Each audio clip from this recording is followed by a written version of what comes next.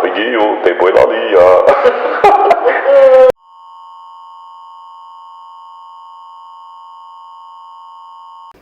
Estava lendo recentemente um livro, esse livro aqui chamado A Escola Não é uma Empresa, do Christian Laval, e algumas questões, algumas experiências que eu passei na sala de aula ao longo desses últimos 12 anos, desde que eu comecei a dar aula, algumas experiências um tanto trágicas surgiram à minha mente. A primeira delas aconteceu logo em 2013, no meu primeiro ano de sala de aula.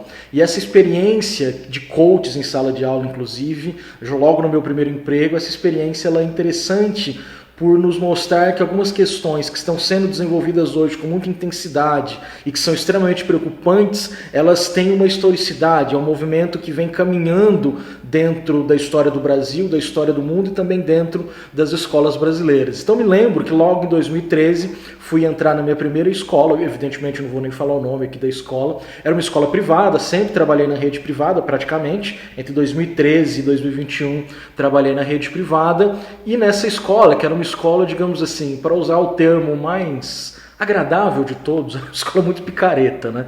Tinha poucos alunos, pagava extremamente mal, enfim, todo o cenário catastrófico para o seu primeiro emprego. E evidentemente, em um cenário onde as pessoas te pagam mal, onde as pessoas te exploram, é preciso que você seja motivado por alguma coisa. Evidentemente não há a motivação financeira, não há motivação de outra ordem, então a motivação terá que ser feita a partir de algum profissional externo e, no caso, contrataram um coach para fazer a nossa motivação. Então imagine eu lá, 20 e poucos anos, começando a dar aula, recém-formado, começo o trabalho nessa escola e logo em fevereiro ou março, alguma coisa assim, nós já temos a primeira reunião de professores e nessa primeira reunião de professores já há uma palestra motivacional.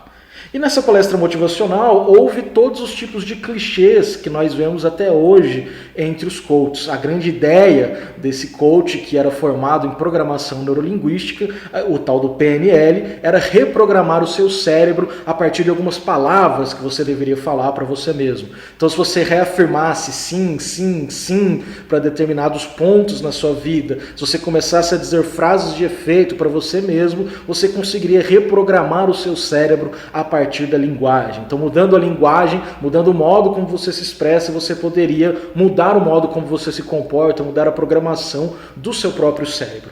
O problema é que, além disso, que já é algo, uma pseudociência, já é algo terrível, também houve outros clichês, como, por exemplo, o Ayrton Senna. Evidentemente tem que haver Ayrton Senna em qualquer palestra de coach, não é? Até hoje, então, para você pegar, por exemplo, Pablo Marçal fala sempre de Ayrton Senna, seja inclusive para se dizer melhor do que o próprio Ayrton Senna, né? Há vídeos aí rolando do Pablo Marçal onde ele diz: Ayrton Senna pilotava helicóptero. Então, quer dizer, superar o grande herói nacional, superar o grande herói dos coaches, colocaria Marçal numa posição muito melhor, né? Como um grande exemplo a ser seguido. E nas histórias de Ayrton Senna presentes nessa formação de professores que nós tivemos, é aquela mesma história. Ayrton Senna era o cara que se superava, Ayrton Senna era o cara que conseguia superar todos os obstáculos e nós deveríamos dar aula como Ayrton Senna.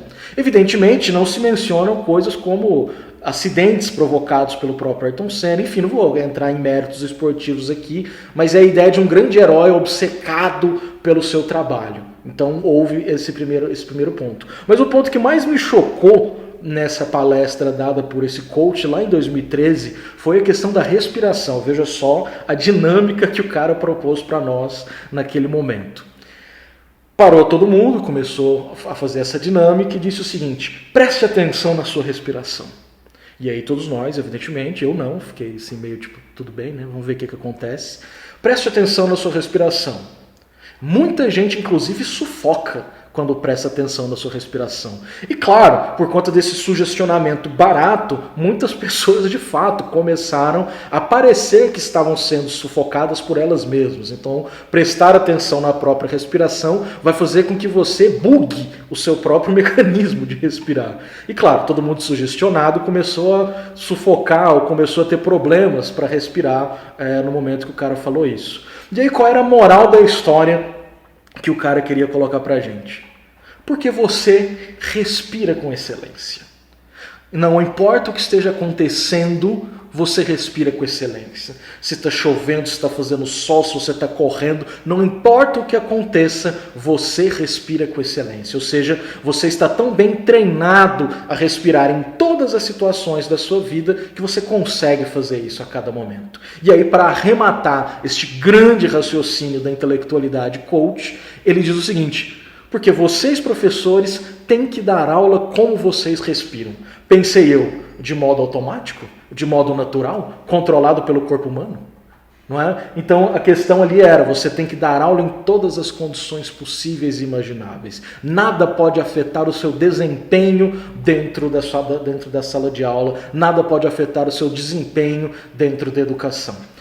Eu gosto muito de contar essa história, que é engraçada, trágica ao mesmo tempo, porque há um movimento dentro das escolas, que não é um movimento somente escolar, mas também está dentro da escola, que é o avanço dos coaches, mas esse avanço também revela o crescimento de uma determinada ideologia dentro do mundo, dentro do Brasil, enfim, que é uma ideologia que muitos vão chamar de neoliberal, é um termo que tem alguns problemas, algumas questões que eu vou falar em outro vídeo sobre esse conceito de neoliberalismo, mas hoje podemos usá-lo nesse sentido. Então, dentro dessa perspectiva neoliberal, que começa a ganhar forma a partir dos anos 1970, a ideia de que todos os serviços, todos os bens, todos os direitos, inclusive, devam ser geridos como empresa, gera também uma mudança no modo como nós compreendemos as pessoas e as ações das pessoas dentro dos seus ambientes, sejam ambientes profissionais, sejam ambientes pessoais.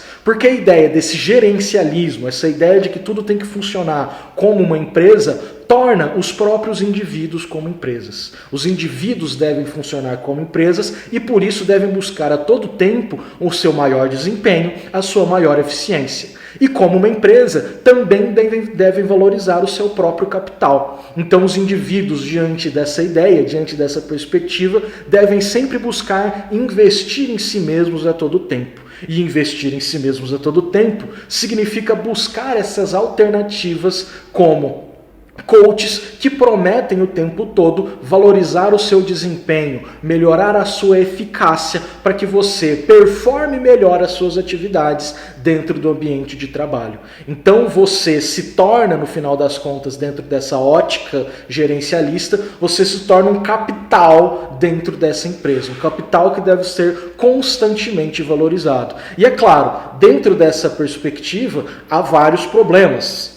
A exploração do trabalho, o principal desses problemas, mas esse novo tipo de exploração que é trazido desde os anos 70 e que ganha intensidade no século XXI, acarreta também uma série de doenças e transtornos mentais. Então não é à toa, não é por acaso que a nossa sociedade tem sofrido incansavelmente por problemas de saúde mental, incessantemente, melhor dizendo, por problemas de saúde mental, como burnout, ansiedade, depressão. Então essa ótica do desempenho sempre nos leva a trabalhar mais, a nos esforçar mais, até o ponto de não conseguirmos mais sobreviver a esse ímpeto de valorização do capital humano. Então isso é algo extremamente problemático. E o pior de tudo é que, acoplado a essa lógica, nós também estamos sempre arriscados a desaparecer. Em que sentido eu digo isso? Porque esse ímpeto da valorização nos conduz a uma ideia de que nós, assim como as máquinas, assim como telefones celulares,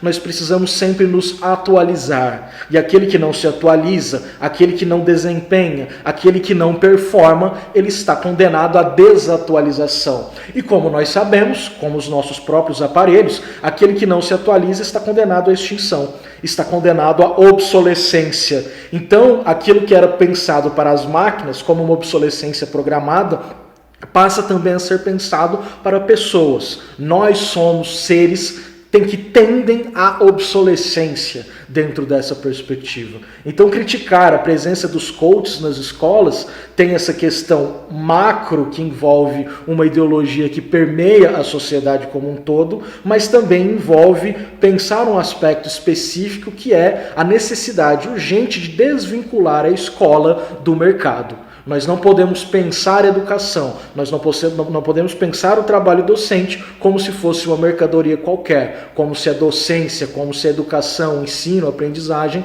fossem como uma empresa, como uma firma, como um trabalho que um executivo faria. Então essa presença do coach, ela nos aponta para esses dois movimentos. O crescimento do gerencialismo e dessas ideologias no mundo como um todo, a sua forte presença na escola e principalmente o atrelamento, a conexão cada vez maior entre educação, escola e mercado. Então o ensino tem sido transformado, inclusive o ensino público tem sido transformado a partir dessas práticas. Então, o que esse livro do Christian Laval me fez lembrar dessa atuação dos coaches nas escolas, isso lá em 2013, aqui ele está falando do começo dos anos 2000 ainda, é como esse cenário ele tem se agravado ao longo dos anos na educação brasileira, inclusive. Então é isso por hoje, uma história trágica com coach, mas uma história que tem um fundo também mais trágico do que a própria presença do coach, que evidentemente me irritou muito naquele dia, mas para além da irritação, essas questões elas são muito mais graves do que aquele dia.